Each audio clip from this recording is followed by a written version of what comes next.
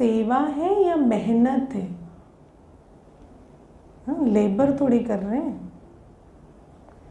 लेकिन अगर सेवा करते हुए मैंपन है और ईर्ष्या का के अंदर लहर चलती है, तो फिर उसमें क्या होता है कि कर रहे हैं सेवा, लेकिन उसका जो स्वरूप है या जो स्थिति है आत्मा की, वो ऐसे होती है जैसे कोई पत्थर तोड़ रहा है ना। तो उसमें जमा नहीं हो रहा, क्योंकि सेवा करने वाले के अंदर तो बहुत खुशी होनी चाहिए। जमा का खाता कैसे दिखाई देता है? चेहरे पर खुशी के रूप में। जैसे किसी के पास बहुत धन होता है, जमा का खाता उसका धन का है, तो आपको कैसे पता चलता है इसके पास पैसा है? उसकी चाल बदली होती है। तो बाबा कहते हैं जिसके पास जमा का खाता है उसकी तो चाल बदली हुई होगी। लेकिन अगर जमा का खाता नहीं है, भले स्वरूप सेवा का है, लेकिन अगर भावना वृत्ति जो है वो ठीक नहीं है, तो फिर जमा का खाता है ऊपर से स्वरूप, लेकिन उसका जो अंदर रिफ्लेक्शन है वो ना खुशी है, ना उमंग है, ना कोई स्वमान है, उल्टे शब्द मुख से निकलते हैं। तो इसका मतलब सेवा तो कर रहे हैं पर सफल नहीं हो रही। हाँ, मैं की लीकेज है ना। तो आज सबसे पहले बाबा हमें ये बताते हैं कि बाबा का कोई भी ऐसा बच्चा नहीं है जिसमें कोई विशेषता ना हो। बाबा का हर एक बच्चा अति विशेष है। और अगर वैसे टेक्निकली देखें तो हर एक बच्चे के अंदर सबसे बड़ी विशेषता क्या है कि कोटो में कोई है, बाप को पहचानने वाले हैं। और अगर बाप को पहचान लिया है तो बाप तो दाता है ना, सागर है, भंडारे भरपूर करने वाला है। तो फिर जिस बच्चे ने बाप को पहचान लिया, जिस बच्चे ने श्रीमत को पहचान लिया, उसको करना ही क्या है? श्रेष्ठ कर्म करने, भाग्य बनाना है। It is very simple. जैसे एक बार ना किसी से बात हो रही थी तो वो मुझे बोले कि आप लोग जो भी ये पढ़ते हैं करते हैं उसका सार क्या है? तो मैंने कहा सार तो कुछ भी नहीं है ना। आप अमृत वेले उठो, बाबा की याद में बैठो और मुरली सुनो और सारे दिन आप योग युक्त होकर सेवा करो, इतना ही है। कर्म योगी बनो और बाकी तो कुछ भी नहीं है। अगर देखा जाए इट इज़ सो सिंपल। क्या मुश्किल है इसमें? लेकिन बाबा हमें कहते हैं फिर बीच में जो सारा मुश्किल आती है वो किस कारण से? माया के कारण, है ना। और बाबा को पहचान लिया पर फिर माया विघ्न डालती है। और बच्चे क्या करते हैं जब माया आती है? माया कैसे आती है? कोई भी कमज़ोर संकल्प आया, है ना, मानो उठ नहीं सकते, सेवा नहीं कर सकते, मन शांत नहीं रख सकते, बाबा की याद में नहीं रह सकते, कोई भी उन बातों में विघ्न आता है, तो फिर क्या कहते हैं? क्या करें? कोई संपूर्ण तो नहीं बने हैं ना, पुरुषार्थी है, सबका यही हाल है, कौन ऐसा है जिसने जीत पाई है? तो इस प्रकार से एक होता है कि मानो कोई हमारे अंदर संकल्प है, आलस की लहर आई, तो हमने क्या कहा कि तो क्या हो गया? आलस की लहर आई तो मैं तो अथक सेवाधारी हूँ, बाबा से सर्वशक्तियाँ लेकर अपना जीवन सफल करने वाली आत्मा हूँ, और आपने उस लहर पर जीत पा ली। लेकिन अगर कोई भी लहर आती, चाहे देहाभिमान की, क्रोध की, किसी भी विकार की, कोई भी बात, चाहे संकल्प में आती है, भावना में आती है, परिस्थिति ट्रिगर बनती है, लेकिन आती तो अपने अंदर ही है ना वो लहर। तो फिर अगर उसको जस्टिफाई करने लगे, है ना, और जस्टिफाई भी कैसे करते हैं? बात बहुत बड़ी थी, आपको नहीं पता, इतनी बड़ी बात के बाद नहीं हो सकता है ना। तो इतने व्यर्थ संकल्प क्यों चले? तो बात बहुत बड़ी थी। छोटी बात होती तो हम भी बर्दाश्त कर लेते, कर नहीं रहे क्या, 10 साल हो गए, लेकिन ये बात इस बार बहुत बड़ी थी। तो इस प्रकार से माया को चाय पानी पिलाते है ना, और नमकीन मीठा भी खिलाते। बाबा कहते बहुत अच्छे से माया की खातिरी करते हैं। और फिर माया क्या करती है? पूरा हप कर जाती है। अगर हम अपने विकारी भावनाओं को, विकारी संकल्पों को जोर भरेंगे, उसको तूल देंगे, है ना, जो एक बार बाबा बहुत अच्छा एक शब्द यूज़ कर, टेका देंगे, है ना, टेका देना। तो अगर कोई भी हमारे अंदर विकारी भावना या विकारी संकल्प चले और आप उसे टेका देंगे, तो फिर वो तो बिल्कुल हावी हो जाएंगे और फिर कर्मों में आकर कर्म की गति बिगाड़ेंगे। लेकिन बाबा कहते हैं कि ये जो विकारी संकल्प है वो क्यों आते हैं? क्योंकि हम रॉन्ग राइट में चले जाते हैं। और रॉन्ग राइट में हम क्यों जाते हैं? है ना, सही गलत, अच्छा बुरा, रॉन्ग राइट में चले जाते हैं। और रॉन्ग राइट में क्यों जाते हैं? क्योंकि हम त्रिकालदर्शी होकर नहीं रहते, है ना। त्रिकालदर्शी माना आपको समय की पहचान है। हाँ, अभी कौन सा समय है? सृष्टि चक्र का अंतिम चरण। इस समय में किसी भी चीज़ में ताकत नहीं है। शरीर में, संबंधों में, आत्माओं में, तत्वों में, किसी भी चीज़ में ताकत नहीं है। तो अगर हम या तो उससे ताकत एक्सपेक्ट कर रहे हैं या उसके शक्तिहीन होने के कारण फंस रहे हैं, है ना। जैसे हम सोचें कि शरीर तो स्वस्थ होना चाहिए ना, अगर शरीर बीमार है तो कैसे चलेगा? लेकिन बात यह है कि अभी शरीर स्वस्थ नहीं होगा। अभी शरीर जो है वो आज जो है, आज से 1 साल के बाद उसमें और विघ्न पड़ेंगे। तो इस समय को पहचान कर हमें समझना है कि शरीर जैसा भी है, संबंध जैसे भी हैं, आत्मा का हाल जैसा भी है, जो है यही है। और इसी में मुझे पुरुषार्थ करके भाग्य बनाना है। तो ये जो समय को ना पहचानने के कारण कई वेट करते हैं, है ना, कि ये ठीक हो जाएगा तो करेंगे, वो ठीक हो जाएगा तो करेंगे, पर वो ठीक होगा किसने बताया आपको? है ना, वो ठीक होगा उसकी कोई गारंटी नहीं है। इसीलिए बाबा हमें कहते हैं ये जो समय है अति तमो प्रधानता का, शक्तिहीनता का, हर चीज़, हर आत्मा, प्रकृति के 5 तत्व जिससे हमारा शरीर भी बना है, या आत्माओं के संस्कारों को देखो, हर चीज़ इम्परफेक्ट है, शक्तिहीन है। और इसी के साथ हमें अपना पुरुषार्थ करना है। इसलिए हमें क्या चाहिए? बहुत सारा एक्सेप्टेंस चाहिए। और एक्सेप्टेंस कैसे आता है? जब आप कहते it is what it is, it is neither good nor bad, it is what it is. ये अच्छा या बुरा नहीं है, ये जो है यही है है ना। और अगर आप इसमें चले जाएंगे, ये अच्छा नहीं है, ये बुरा है।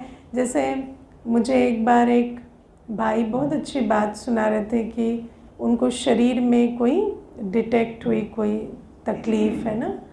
तो मुझे कहते कि फिर मैंने सोचा कि ठीक है, अब जो भी है यही है, अब इसके साथ मुझे संगम युग की कमाई करनी और इसके साथ मुझे सतयुग की तैयारी करनी है। तो एक्सेप्टेंस में जो प्रोसेसिंग लगती है वो नहीं लगी। एकदम सेकंड में एक्सेप्ट कर लिया तो सेकंड भी वेस्ट नहीं हुआ। फिर वो कमाई जो है वो निरंतर होती चली गई। और वहीं आप रेजिस्ट करते रहें कि ऐसे के साथ कैसे चलेंगे, ऐसे शरीर से कैसे पुरुषार्थ करें, ऐसे संस्कारों वालों के साथ कैसे संगठन में रहें, है ना, या ऐसों के साथ कैसे सेवा करें, किस प्रकार से चले, या अपने ही संस्कारों से तंग हो जाते हैं कि इतने 63 जन्मों के हैं, मन जो है वो हमेशा ऐसे उलझन में रहता है, तो कैसे चले। तो जितना आप रेजिस्ट करेंगे उतना आप उस अशक्त, उस कमज़ोर चीज़ को बल भर रहे हैं, क्योंकि आप उसके बारे में सोच रहे हैं।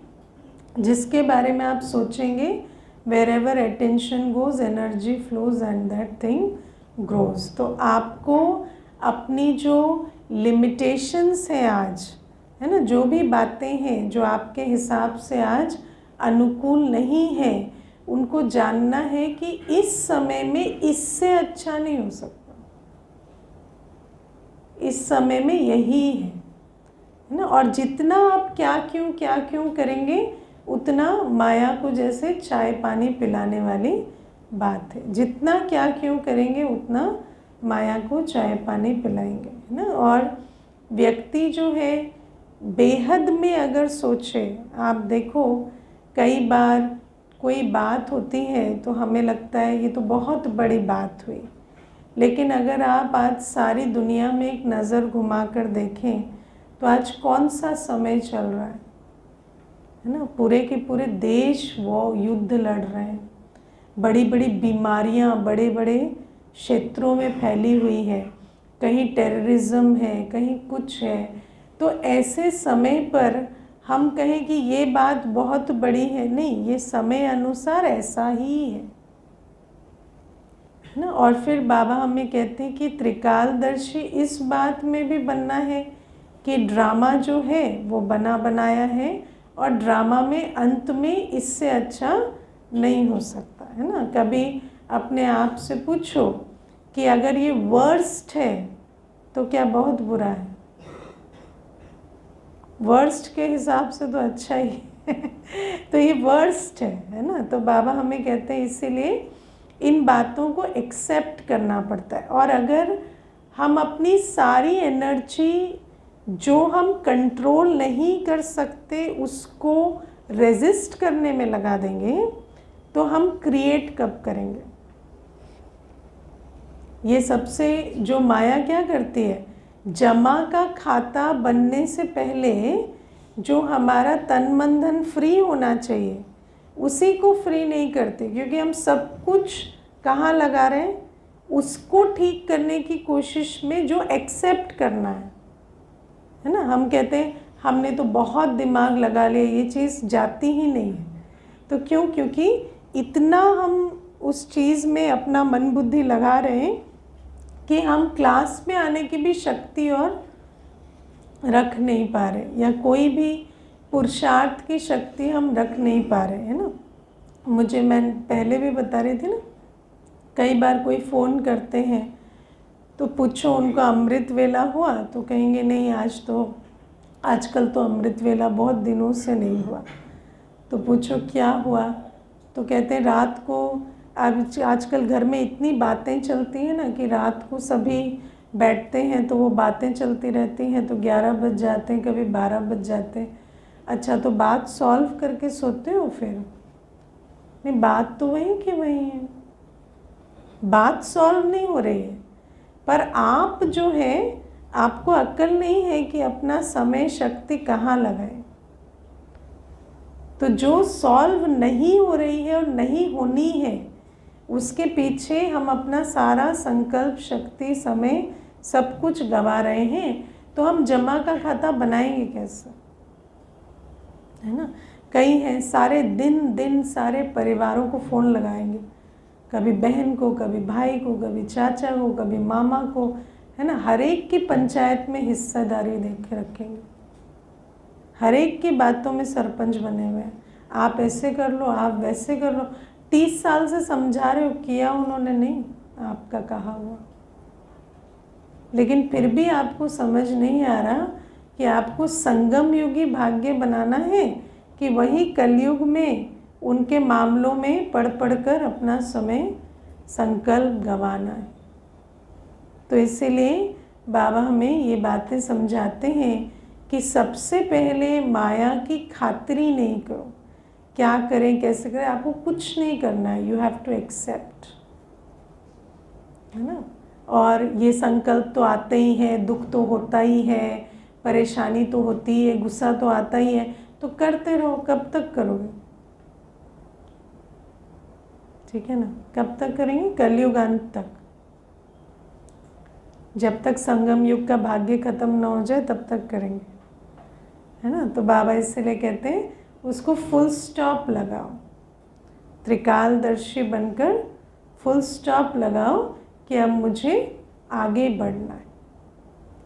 दूसरी बात बाबा कहते हैं, अब मानो आपने वर्तमान को, माया को एंटरटेन भी नहीं किया और फिर आपको समझ में भी आया कि मुझे अपना समय और संकल्प, दो चीज़ें तो कम से कम जमा के खाते में लाना है, सफल करना है, सेवा करनी है, कर भी रहे हैं, है ना। लेकिन फिर क्या समझते हैं, हम सेवा करेंगे तो सब हमें फूलों का हार पहनाएंगे, है ना, तो या परिस्थितियाँ जो हैं वो सब अनुकूल हो जाएंगी।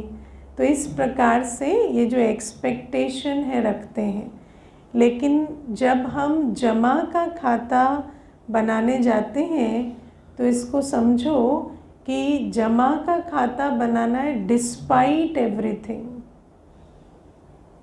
है ना। तो बाबा ने हमें आज कहा कि निर्माण बनना पड़ेगा, कितना भी सहना पड़े, निर्माण बनना पड़े, कुछ भी करना पड़े, लेकिन मुझे अपना जमा का खाता बनाना है। ऐसे नहीं सोचो कि आप जमा का खाता बनाएंगे तो कोई आपका सहयोगी होकर चलेगा, है ना। मैंने देखा है बहनें तक बोल देती हैं दूसरे को, मैं नहीं रहूँगी ना तो आपको सारा काम अकेले करना पड़ेगा, है ना। तो इतना एहसान दिखाते हैं कुछ करके कि हम हैं तो हम आपको सहयोग दे रहे हैं, अपना भाग्य बना रहे नहीं, हम आपको सहयोग दे रहे हैं। हम नहीं रहेंगे ना तो आपको अकेले करना पड़ेगा,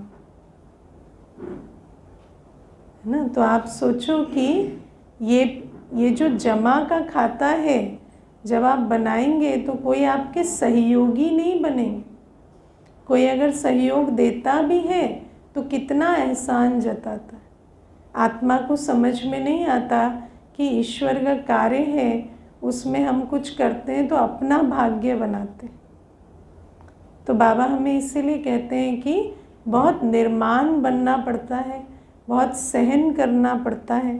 अगर नहीं करेंगे, अगर संकल्प चलाएंगे ऐसे क्यों बोला, ऐसे क्यों किया, तो फिर क्या, फिर आप भी उसी में, है ना। उसको तो अकल नहीं, आप उसकी बेअक्ली में भी आप अपना समय संकल्प संगम युग का ज़ाया करेंगे।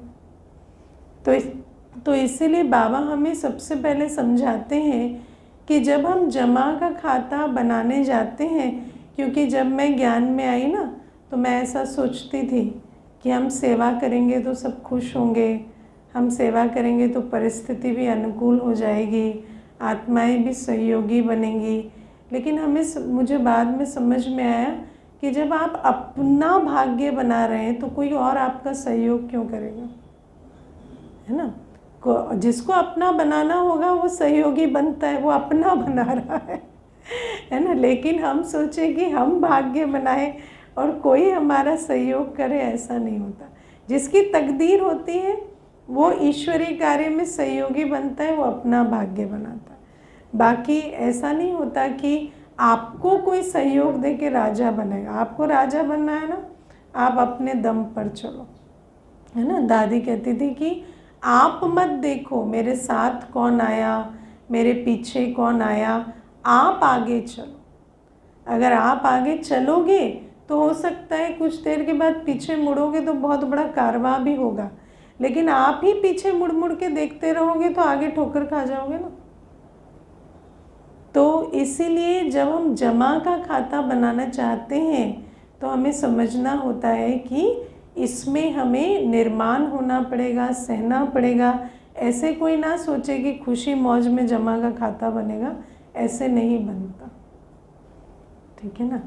फिर बाबा हमें कहते कि जब हम जमा का खाता बनाने जाते हैं तो सबसे पहली चीज़ क्या आती, मैंपन, है ना। एक तो बाहर का रेजिस्टेंस है, वो तो ठीक है, लेकिन जो अपने अंदर जो जमा का खाता बनने में सबसे बड़ा विघ्न डालता है वो है मैंपन, है ना। मैं करता हूँ, है ना, मैं ही हूँ जो कुछ हूँ, मेरे बिना भगवान का कार्य नहीं होगा। तो जब ये मैंपन आता है ना, कुछ भी करते हैं थोड़ा सा तो मैंपन आने लगता है। तो ये जो मैंपन है, इस कारण से भले थोड़ा करते हैं और बोझ बहुत हो जाता है, ईगो का वेट, है ना। आपने जितना स्थूल में किया अपने सिर के ऊपर, आप उससे बहुत ज़्यादा करने का बोझ लेके घूम रहे हो, है ना। आपको ऐसा लग रहा है कि मैंने ही सब कुछ कर दिया। तो ये जो मैंपन है ये बड़ा प्रॉब्लमैटिक है। लेकिन मैंने जो इन चीज़ों के बारे में जो बातें समझी हैं अपने अनुभव से, वो थोड़ा सा आज कहूँगी कि कई बार ऐसा होता है कि जब आप शुरू करते हैं तो आप बहुत अच्छी स्थिति में होते हैं, आपके अंदर मैंपन नहीं है, आप बाबा को पहचानते हैं, आप दिल से सेवा करते हैं, आप प्यार से चलते हैं। लेकिन जब आप सेवा में रहते हैं ना, तो आप बहुत क्लोज संपर्क में बहुत सारी आत्माओं के साथ आते हैं, और हर आत्मा का अपना संस्कार होता है ना। कई ऐसे होते हैं जिनके अंदर बहुत मैंपन होता है। अब क्या होता है कि जब आप किसी मैंपन वाले के सामने बार बार रहें ना, तो आपका भी मैंपन ट्रिगर होता है ना। जैसे कोई आपको बार बार कहे, सारे दिन बैठे रहते हो, मैं ही करता हूँ, मैं ही करता हूँ, मैं ही, तो आप कहते मैं नहीं करता क्या, मैं भी तो कर रहा हूँ। तो आप जो सेवा गिनते नहीं थे, आपने भी गिननी शुरू कर दी। जो आप दिल से करते थे वो आप भी अब कैलकुलेट करने लगे कि मैं भी तो कर रहा हूँ, और या मैंने भी तो इतना किया, या आप करते हुए भी सोच रहे हैं आप कि सुबह से मैंने ये किया है। तो ये जो मैंपन है ना, ये, और मुझे ऐसा लगता है कि जब हम संगठन में रहते हैं, सेवा में रहते हैं, तो अमृत वेला योग का, यथार्थ योग का बहुत महत्व है। क्योंकि अगर आप अपनी आप को साफ नहीं कर रहे हैं ना रेगुलरली, तो आपको पता ही नहीं चलता कि कितनों के संस्कारों का लेप छेप आपके ऊपर आ जाता है, और आप जो थे वो आप है ही नहीं, जो आप शुरू किए थे वो आप है ही नहीं, है ना। कोई आपको बार बार ताने मारता है तो आपके मन में भी सारे दिन कमेंट्री चलने लगी है, आप भी ताने वाले बन गए। और ऐसे में क्या होता है, मान लो आप धक्के खा के, ठोकर खा के एक ऐसे स्थान पर भी पहुंच गए, या ऐसे संगठन में भी पहुंच गए जहां कोई आत्मा आपको कोई ताने नहीं मार रही, कोई मैंपन भी नहीं है, लेकिन अब आप वो बन चुके हैं जिनसे आप पहले नफरत करते थे। पहले आप कहते थे ना, मुझे ये मैंपन वाला माहौल अच्छा नहीं लगता, या ये क्या है, ये तो ईश्वरीय सेवा। अब आप वही बन चुके हैं, और सामने वाला सोच रहा है कि इतना मैंपन कहाँ से आया, है ना। कई बार हम देखते हैं कि आत्मा में जितनी योग्यता नहीं है उससे बहुत ज़्यादा मैंपन है, जितना कर भी नहीं रहा उससे भी बहुत ज़्यादा है। तो ये मैंपन कहाँ से आ रहा है, ये आ रहा है वो जो लेप छेप हज़ारों का लेकर आए हैं ना, उससे आ रहा है ना। तो ये जो, इससे हमें बड़ा केयरफुल रहना होता है, और इसीलिए रोज़ सुबह उठकर मैं कौन हूँ, मैं किसका हूँ, मैं जो कर रहा हूँ वो क्यों कर रहा हूँ, इसको हमें बहुत अच्छे से पक्का करना होता है। और मैं किसको देख रहा हूँ, किसको याद कर रहा हूँ, है ना। हम आते तो हैं बाबा का बनकर भाग्य बनाने के लिए, लेकिन हम अनेकों को देखते देखते देखते कहीं खो जाते हैं ना। सारे दिन हम बाबा को देख ही नहीं रहे, बाबा को याद ही नहीं कर रहे, और औरों को याद कर रहे हैं और देख रहे हैं। तो इसको इसीलिए सुबह जो जैसे हर दिन स्नान ना करें तो कितनी बीमारियां फैल जाए ना, ऐसे आत्मा जो है वो एकांत में अपने आप को स्मृति दिलाए। क्योंकि ये जो स्मृति है ना, ये छोटे बच्चे की तरह है, इसको आपको पालना देनी पड़ेगी, नहीं तो क्या होता है वो भटक जाता है। और अगर बच्चा आपका भटक जाए तो आपके लिए बहुत बड़ी बोझ बन जाता है। तो इसीलिए ये जो रोज़ की जो आपकी स्मृति को आप पालना दें कि वास्तव में मैं कौन हूँ, मैं किसकी हूँ, मेरा लक्ष्य क्या है, मैं जो कर रहा हूँ क्यों कर रहा हूँ, और मुझे किससे क्या लेना देना है ना। क्योंकि ये जो ड्रामा में इतने सारे कैरेक्टर्स आ जाते हैं जो दिखाई देते हैं, और वो जो दिखाई नहीं देता उसके बीच में इतनी युद्ध होती है कि कई बार जो दिखाई दे रहे हैं वही बुद्धि में चल रहे हैं, और जो नहीं दिखाई देता उसको भूल ही गए हैं कि इसके लिए कर रहे हैं या इसकी श्रीमत पर चलना है। तो ये सारी बातें बहुत ज़रूरी हैं। और मैपन कई बार बहुत एक्वायर्ड मैपन होता है। मैंने बहुतों को ऐसा देखा है जो ह्यूमिलिटी से शुरू किए थे पर बहुत एक्वायर्ड मैपन में आ गए, क्योंकि बार बार आप मैपन वाले के साथ रहें तो आपको, लेकिन आपको बहुत केयरफुल रहना पड़ेगा, क्योंकि आप रहेंगे अनेक संस्कारों के साथ। तो जब हम सेवा में रहते हैं तो हमें इस बात का अटेंशन देना होता है ना, कि जो वो भाषा बोल रहे हैं, जिस प्रकार से वो चल रहे हैं, हम भी चल रहे हैं क्या, क्योंकि संग का रंग बड़ी जल्दी चढ़ जाता है। तो बाबा इसीलिए हमें सबसे पहले समझाते हैं, मैंपन में आएंगे तो कर रहे हैं पर थोड़ा कर रहे हैं और बोझ बहुत है, तो फिर सफलता या जमा का खाता नहीं है आत्मा का।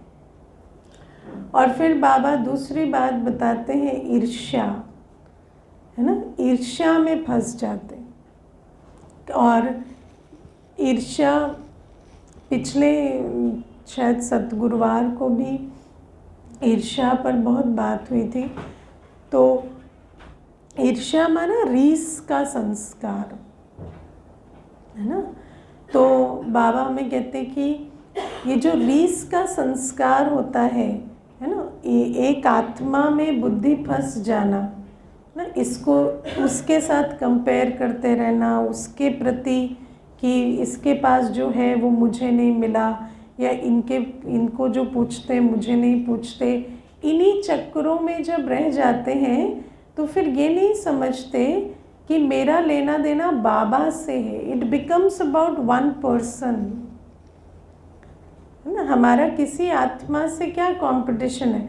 मैं तो हमेशा, जैसे दुनिया में भी बिजनेस वाले आते हैं या कोई आते हैं, तो हमेशा मैं उनको कहती हूँ, आपका कंपटीशन कोई आपके सामने वाली दुकान नहीं है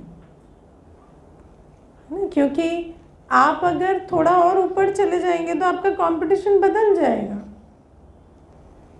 तो आपका कंपटीशन आप किसी मनुष्य को कभी मत बनाओ, क्योंकि वो मनुष्य जो है उसकी तो एक हद है ना, आप उस हद में क्यों फंसना चाहते। और अगर आप किसी भी आत्मा को अपनी हद बना दें कि मुझे इसके जैसा चाहिए या ऐसा ये प्राप्ति करनी है, तो फिर बाबा जो आपको बेहद की प्राप्ति दे रहा है वो कैसे मिलेगी। आप तो एक यूनिक इंडिविजुअल है ना, आपका भाग्य, आपका कर्म, सब कुछ यूनिक है। तो इसीलिए बाबा हमें कहते हैं कि ईर्ष्या में नहीं फंसना है, सारे दिन आत्मा का चिंतन, है ना, सारे दिन आत्मा से, आत्मा के बारे में, उसके पास ये, उसके पास वो, यही सोचना, है ना। लेकिन अगर वैसे करते हैं तो बुद्धि में जो बाबा बैठना चाहिए वहाँ तो आत्मा बैठ गई। तो फिर सेवा मानो कर भी रहे हैं, है ना, लेकिन सेवा करते हुए भी दिल किससे लगी हुई है, आत्मा से। तो दिमाग से सेवा हो रही है ना। और जब दिल भरपूर नहीं होगी और दिमाग खर्च होता जा रहा है तो आत्मा कैसे होती है? खाली होती है। फिर उससे कर्म बिगड़ते जाते हैं ना। आप देखना, जब आप ईर्ष्यावश होते हैं ना, तो आप अंदर जो आग जल रही है, ईर्ष्या की अग्नि, उस कारण से जो आपके बोल निकल रहे हैं, आप जिसके प्रति ईर्ष्या है उससे नहीं, उसके प्रति भी नहीं निकल रहे हैं। आप सबके साथ जब बात कर रहे हैं तो आपके बोल उल्टे निकल रहे हैं, कर्म उल्टे हो रहे हैं, है ना, नुकसान हो रहे हैं। लेकिन ये सब क्यों हो रहा है? क्योंकि जहाँ अग्नि होगी वहाँ कोई ठंडक तो नहीं होगी ना, वहाँ तो सब कुछ जलेगा।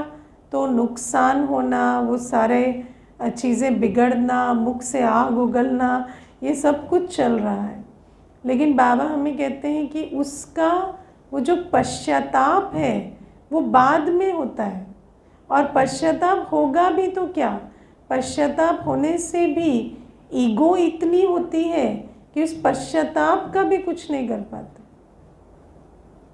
आप दुनिया में देखेंगे, मनुष्य गलती करता है, गलतियों पे गलतियां करता है, आप रिश्ते खराब होते हैं। आप दोनों को बिठाकर पूछें, आपको दुख है रिश्ता खराब होने का? कहेंगे हाँ। आप रियलाइज़ करते हैं आपकी गलती है? हाँ, हमारी भी है। तो कहते क्यों नहीं? नहीं, कह नहीं सकते, क्योंकि देहाभिमान बहुत है। तो इसीलिए ये जो पश्चाताप है ना, और समय बड़ा बलवान है, समय बड़ा महत्वपूर्ण है। अगर समय पर आप चीज़ों को ठीक नहीं किए तो बाद में सिर्फ पश्चाताप रहता है। तो इसीलिए बाबा हमें कहते हैं कि ये जो ईर्ष्या में फंसे रहना, मैंपन में फंसे रहना, तो पता चलता है कि कर तो बहुत कुछ रहे हैं लेकिन जमा कुछ भी नहीं हो रहा। और जमा नहीं हो रहा कैसे पता चलता है? ना हंसी है, ना खुशी है, ना शांति है, कुछ नहीं है। सारे दिन सेवा कर रहे हैं और शक्ल है लेबरर वाली, शक्ल ऐसी है जैसे 20 रुपए में सारे दिन मेहनत कर रहे हो, है ना। तो वो कहाँ है? वो प्राप्ति का अनुभव कहाँ है ना। तो बाबा हमें इसीलिए कहते हैं कि सेवा करते हैं तो जमा का खाता तब होगा जब ये जो लीकेजेस हैं इस पर हम ध्यान देंगे। और फिर प्यारे बाबा हमें कहते हैं कि अब हमें ये चेक करना है कि सेवा करते हैं तो जितनी सेवा कर रहे हैं उतना जमा हो रहा है या नहीं हो रहा। 8 घंटे कर रहे हैं तो 8 घंटे का जमा हो रहा है, या 8 घंटे कर रहे हैं लेकिन व्यर्थ चल रहा है ना। बुद्धि भटक रही है, इधर उधर में संकल्प जा रहे हैं, और वो जो खाता है वो 4 घंटे चल रहा है या 6 घंटे चल रहा है, और 2 घंटे थोड़ा श्रेष्ठ संकल्प। इसलिए बाबा ने आज 3 चीज़ें कही, श्रेष्ठ संकल्प, शुभ भावना और शुभ कामना। जब ये चलती हैं सब कुछ करते हुए, तब कहेंगे हाँ जमा का खाता हुआ। करना भी है, तन मन धन भी स्वाहा करना है पूरी तरह से। हाँ, वो करते हैं, पहले तो सेवा करनी पड़ेगी। हाँ, कहीं तो बिल्कुल तन सेवा नहीं करते। मन का तो कुछ कह नहीं सकते, अभी कहेंगे तो कहें आपको पता नहीं, हम तो बहुत मनसा सेवा करते हैं, है ना। तो ठीक है, मन की तो कुछ कह नहीं सकते हो, आप जानो बाबा जाने। कई धन नहीं करते, कई तन नहीं करते, कुछ भी नहीं करते, है ना। और रूल तो यही कहता है कि जिसका न धन लगता न तन लगता उसका क्या ही मन लगता हो। तो पहले तो सेवा करनी है, और फिर सेवा करने यथार्थ विधि से सेवा करनी है। बाबा ने कहा ना, विधि से सिद्धि है। किया पर क्या किया? बेढंगा किया, बेढंगी सेवा कहते हैं इसको। किया लेकिन कोई विधि नहीं है, चिढ़ रहे हैं, कुढ़ रहे हैं, अपशब्द निकल रहे हैं, है ना, कोई तमीज़ लिहाज नहीं है, तो उसको अंदर अंदर परेशान हो रहे हैं, ईर्ष्या चल रही है, इसको कोई सेवा नहीं कहा जाता। तो और सचमुच अगर कोई सेंसिबल होगा तो ऐसों को कभी सेवा नहीं देंगे। ऐसों को सेवा देकर खाली बोझ क्रिएट करना, उनका भी पाप का खाता बनवाते हैं और अपना भी। तो इसीलिए है ना, दादी जानकी दादी जी देखती थी ना, अंदर बहुत संकल्प चल रहे हैं तो भोजन की सेवा से हटा देती थी उस आत्मा,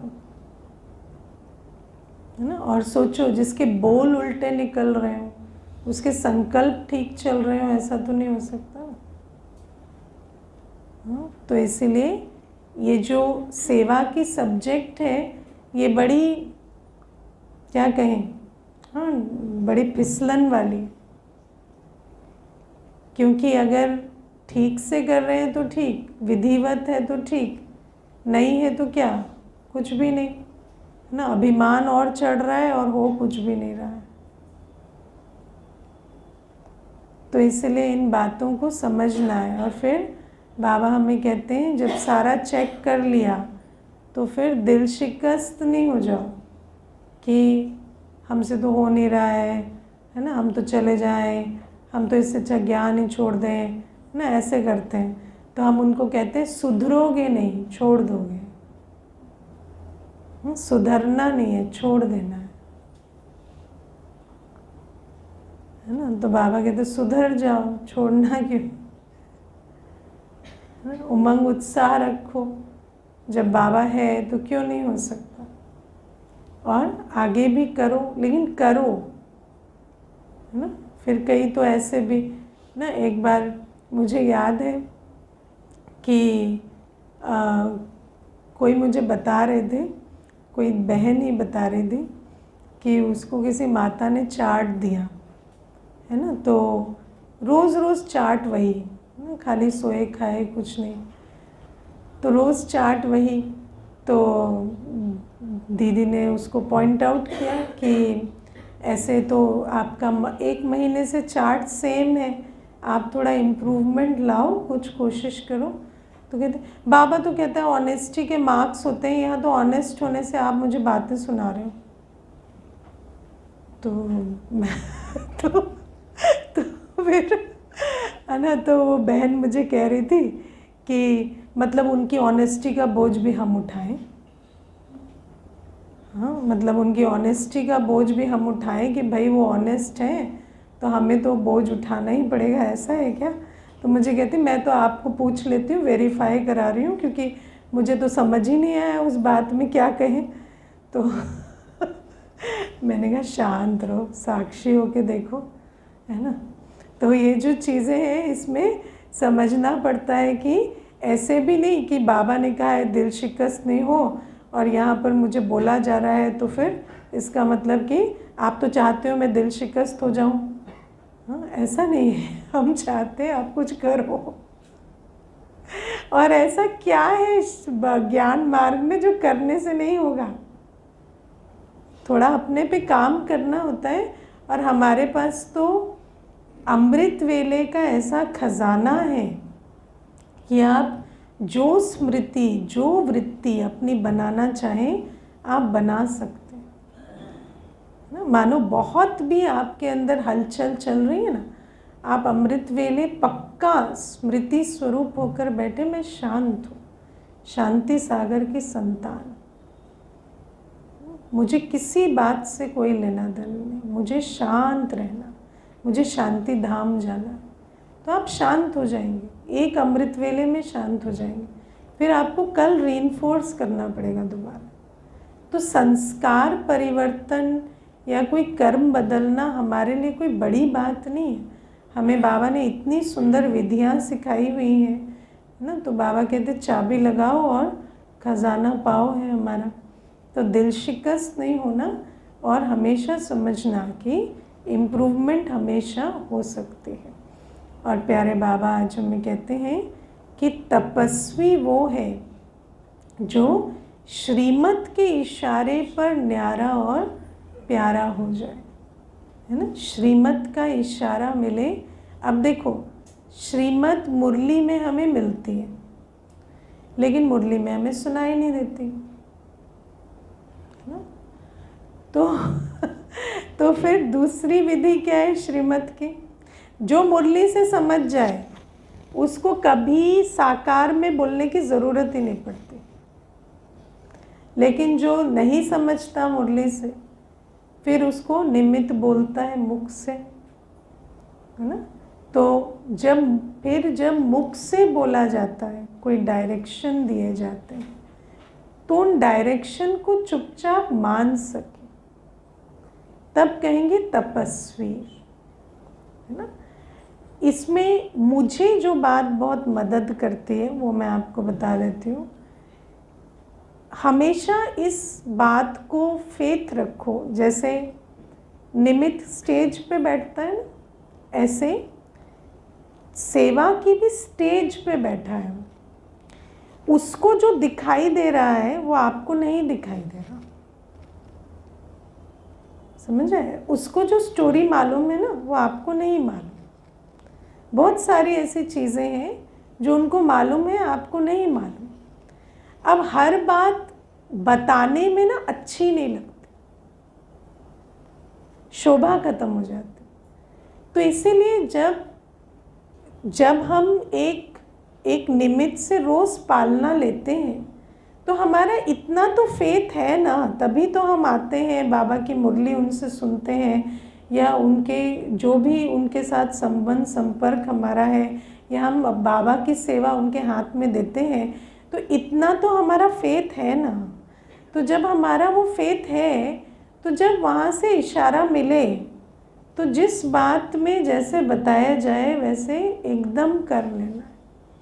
इसको कहेंगे तपस्वी। तपस्वी वो नहीं होता जो 4 घंटे बाबा के कमरे में बैठा रहे और सोता रहे। बाबा का कमरा तो एक स्लीपिंग रूम हो गया है। थक जाते हैं तो जाके बाबा के कमरे में रेस्ट कर रहे हैं। मैंने एक माता को देखा, बार बार मुझे कहे आजकल मुझे बाबा कमरे में बैठने का टाइम नहीं मिलता, जब भी देखो सेवा मिल जाती। तो मैंने भी एक दिन सोचा ऐसे नहीं करना चाहिए, आती है तो थोड़ा बाबा कमरे में बैठे। बाबा कमरे में बैठ के वो जो इधर गिरी और उधर गिरी, वो जो गिर गिर के सोई, तो मैंने कहा घर से सो के आया करो ना। तो कहती घर में सोने नहीं देता कोई। तो बाबा कमरा थोड़ी है सोने के लिए। हाँ तो ये जो है ना, ये तपस्या के नाम पे ना बहुत तो ऐसे तपस्या नहीं होती। तपस्या तो मन बुद्धि की एकाग्रता से होती। और बाबा कहते हैं जो सच्चे तपस्वी है ना, वो श्रीमत के इशारे पर बिल्कुल न्यारा प्यारा, जैसे इशारे में जो समझे वो देवता बने। जो इशारे से समझ जाए ना वो देवता बनता है। इसीलिए जो बताया जाए इशारे में मानकर अपने को करेक्ट कर लिया, वही आत्मा तपस्वी। क्योंकि तपस्या की सिद्धि है कि हम अपने दैवी स्वरूप में स्थित हों। अच्छा, ओम शांति।